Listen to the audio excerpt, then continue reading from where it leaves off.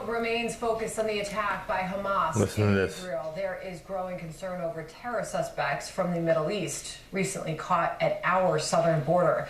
Griff Jenkins has more. He's in Eagle Pass, Texas on this for us. Griff, where are these migrants on the terror watch list? Where exactly are they coming from? Iran.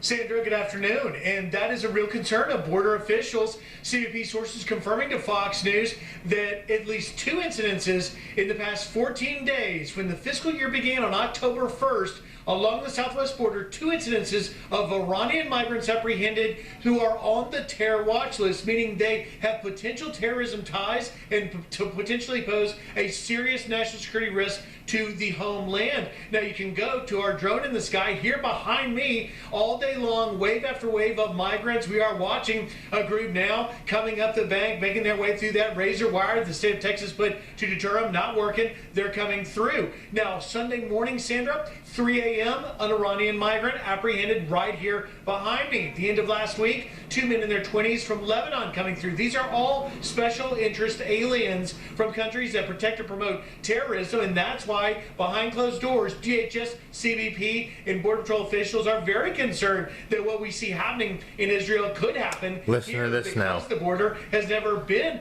more unsecure. In this sector alone, more than 60 miles of unpatrolled border, because the majority of the Border Patrol agents every day, 90% of the shifts, have to do the processing you're seeing happening under that bridge. One more stat I want to leave you with, Sandra, and Listen. that's this. In these first 14 days of the fiscal year, already across the entire southwest border, more than 30 Iranians, nearly 60 Syrians, 285 Afghans, more than 100 Russians, a handful from Lebanon, and get this, nearly 2,000 Chinese migrants. So when we hear and see the images, a majority of them in this area are from Venezuela, but not all are from the Central American and South American countries, and that's raising a lot of interest right now, and that's why the border officials are watching where they're coming from. In these first 14 days, nearly 100 different countries have been represented. Sandra, we'll send it back to you. Really important reporting on all of this. Griff Jenkins, live Eagle Pass, Texas for us. Griff, thank you.